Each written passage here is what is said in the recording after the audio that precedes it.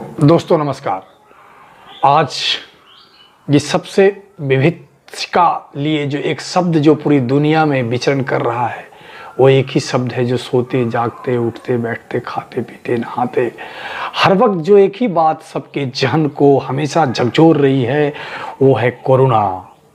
तो उसे वो शब्द मुझे भी झकझोर के रख दिया और कोरोना का इतिहास पढ़ा और मैंने कोरोना पर एक कविता लिख डाली जिसका नाम है कोरोना हूँ मैं। कोरोना कहती है कि मैं निर्दयी नहीं था, मैं कठोर नहीं था, मैं लोगों को नुकसान नहीं करता था। मैं आज नहीं 1960 में पहली बार आया, फिर सार्स के रूप में चाइना से आया, फिर मर्स के रूप में मैं सऊदी अरबिया में उत्पन्न हुआ। तब भी मैं इतनी तबाही नहीं मचाई थी जितनी तबाही आज का मानव मुझे करने पर मजबूर किया, क्योंकि मैं रहती थी जंतुओं के शरीर में और जब तुम मानव मेरी जंतु को ही खाने लगोगे, मुझे रहने की जगह नहीं मिलेगी तो मैं क्या करूँगा। मुझे तो तुम्हारे अंदर आना ही था और अपना विभत्स रूप दिखाना ही था। तो चलिए शुरू करते हैं वो कविता कि कोरोना हूँ मैंने पूरे विश्व को आईने दिखा दिए, मैंने पूरे विश्व को आईने दिखा दिए और ज़िंदगी जीने के सही मायने सिखा दिए। जो लोग खाने से पहले भी हाथ नहीं धोते थे आज उन्हें घंटे घंटे 24 घंटे हाथ धोने के सलीके सिखा दिए, ज़िंदगी जीने के सही मायने सिखा दिए। मिलने पर जहाँ हैंडशेक करती थी दुनिया, मिलने पे जहाँ हैंडशेक करती थी दुनिया, वो पश्चिमी सभ्यता का मैंने अहंकार मिटा दिए। हाथ जोड़कर सब करे अभिवादन, भारतीय मैंने संस्कार सिखा दिए, भारतीय मैंने संस्कार सिखा दिए। वो सभ्यता पश्चिमी सभ्यता का मैंने अहंकार मिटा दिए। वो अपनी कहानी कहती है कि कब मैं कैसे आया, कि 1960 में समझ नहीं पाई मुझे ये दुनिया, जब इस धरा पर अवतरित हुई लेकर माइल्ड कोल्ड एंड निमोनिया। उस समय पृथ्वी न थी इतनी विकसित, दूषित और घृणित।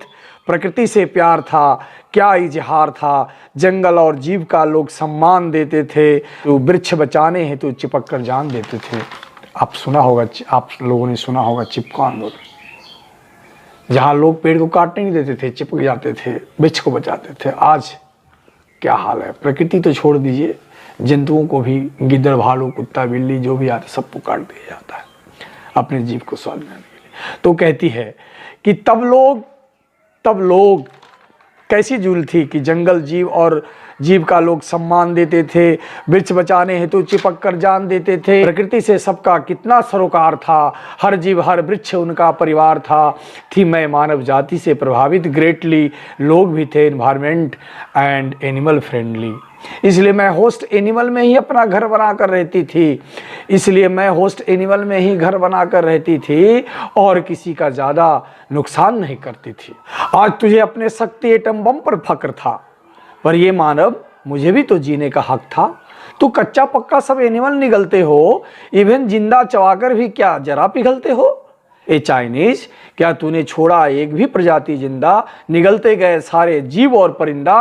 रही डिस्ट्रक्शन विनाश ही तुम्हारे विकास का मेंट, होते रहे एनिमल इंडेंजर्ड एक्सटिंक्ट।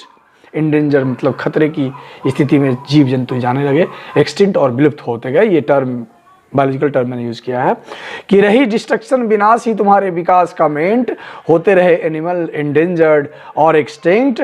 तूने मेरे होस्ट मेरे आश्रय तोड़कर मुझे बिल्कुल भिन्न बना दिया, मेरे ही अस्तित्व पर तुमने प्रश्न लगा दिया। ऐ चाइनीज जाति तू बिलाव चमगादड़ चबा गई, मैं क्या करती अस्तित्व खतरे में देख मैं तेरे अंदर समा गई।